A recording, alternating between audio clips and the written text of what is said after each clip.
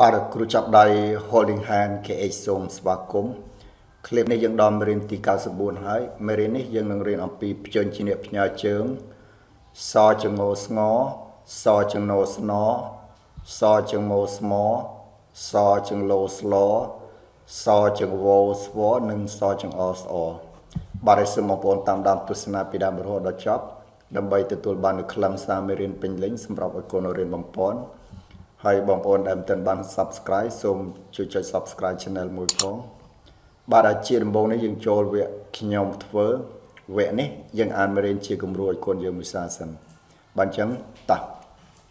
យើងអានមេរៀនឲ្យកូនយើងទាំងអស់គ្នាមេរៀនទី94ផ្ញើជើងសចងោស្ងសចងោស្នសចងមោស្មសចងលោស្លសចងវោស្វសចងអស្អសចងោស្ង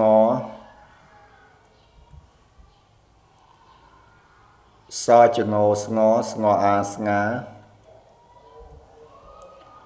សចងោស្ងស្ងអែស្ងែសចងោស្ងស្ងអីស្ងៃសចងោស្ងស្ងអស្ងសចងោស្ងស្ងអស្ងើសចងោស្នស្នអស្នសចងោស្នស្នអស្ណោសចងោស្នស្នអស្នួសចងោស្នស្នអើស្នើសចងោស្មស្មអឺស្មើសចងោស្មស្មអៀស្មៀសចងោស្មស្មអេស្មេសចងោស្មស្មអែស្មែសចងលោស្លស្លអៃស្លៃសចងលោស្លស្លអោស្លោសចងលោស្លស្លអោស្លៅសចងវោស្វស្វអមស្វំសចងវោស្វស្វអមស្វំសចងវោស្វស្វអមស្វំសចងអស្អស្អអាស្អាសចងអស្អស្អអស្អសចងអស្អស្អអេសអេសចងអស្អស្អអស្អស្ងាត់ស្ងួតស្នាចស្និទ្ធស្នប់ស្មើស្មៅស្លាស្លឹកស្វាស្វាយស្វិតស្អាតស្អែកស្ងៀមស្ងាត់ស្នាដៃស្លូតបូតស្លាបព្រា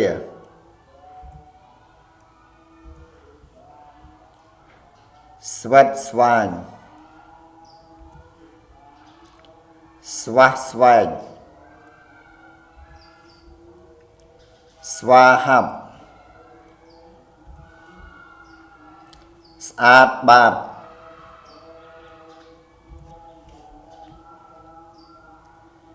មីងខំបោចស្មៅក្នុងស្រែយ៉ាងស្ងៀមស្ងាត់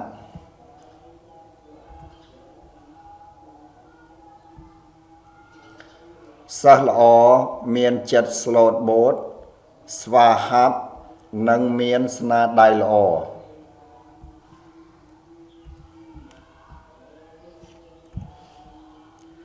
ស្វាយ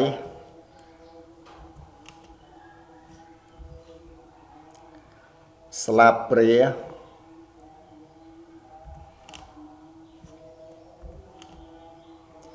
ស្វាបាទវគ្គនេះចូលវគ្គយើងធ្វើវគ្គនេះយើងអានមេរៀនហើយនឹមកូនអានមេរៀនតាមជាមួយផងបាទអញ្ចឹងតោះយើងនឹមកូនយើងអានមេរៀនទាំងអស់គ្នាមេរៀនទី94ផ្ញើជើងសចងោស្ងសចងោស្នសចងោស្មសចងលោស្លសចងវោស្វសចងអស្អសចងោស្ង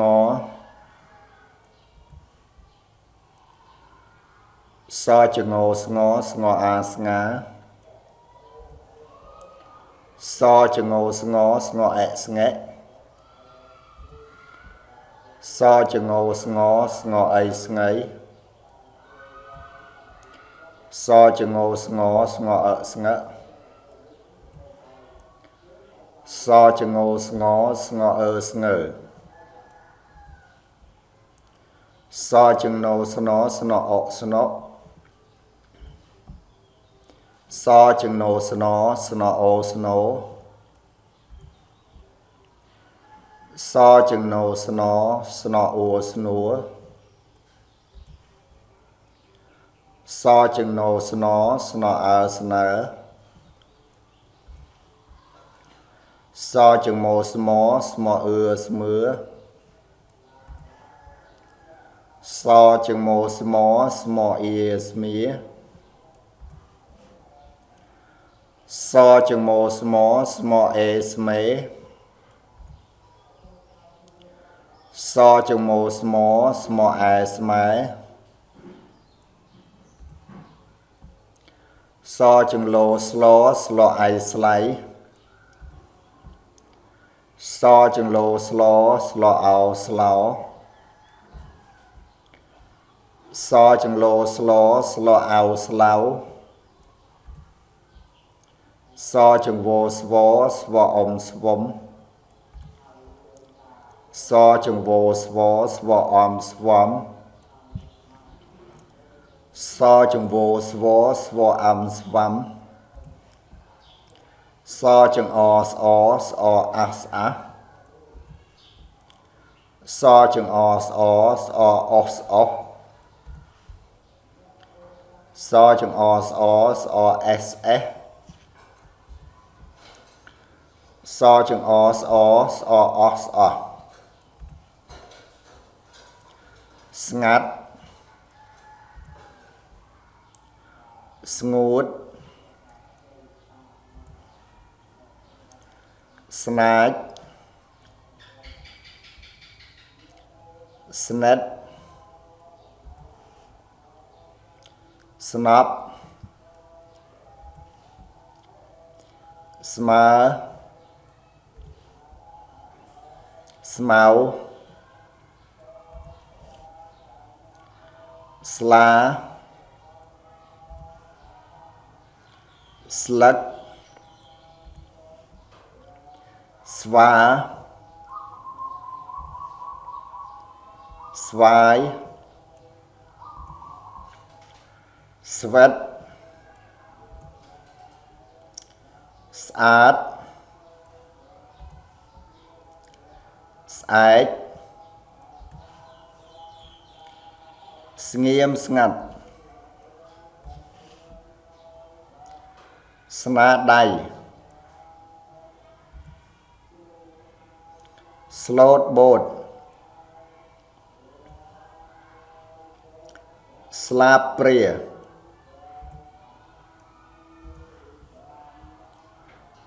ស្វិតស្វាញស្វះស្វែង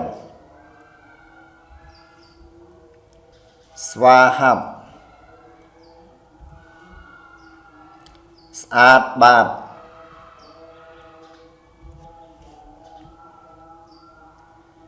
មីងខំបោចស្មៅក្នុងស្រែយ៉ាងស្ងៀមស្ងាត់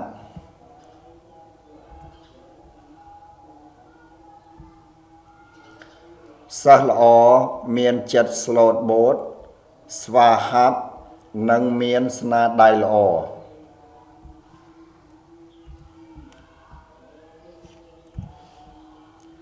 ស្វាយ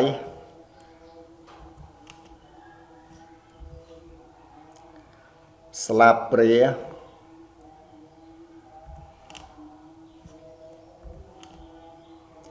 ស្វា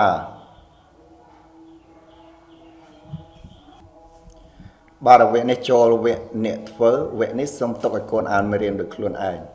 បាទហើយសូមប្រាប់ឲ្យកូនត្រៀមតោះឲ្យកូនចាប់ផ្ដើមអានមេរៀន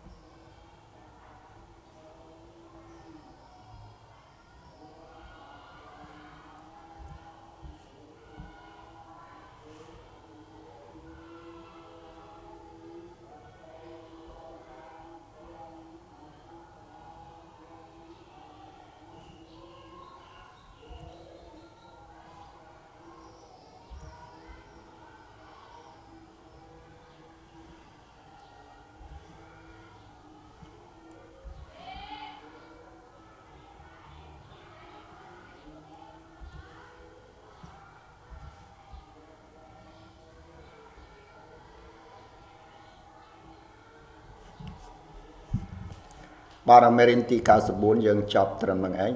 សូមអរគុណបងប្អូនទាំងអស់គ្នាដែលបានតាមដានទស្សនាពីដើមរហូតដល់ចប់បាទសូមបងប្អូនឲ្យកូនកត់មេរៀនដាក់ក្នុងសៀវភៅសរសេរផងបាទសូមអរគុណ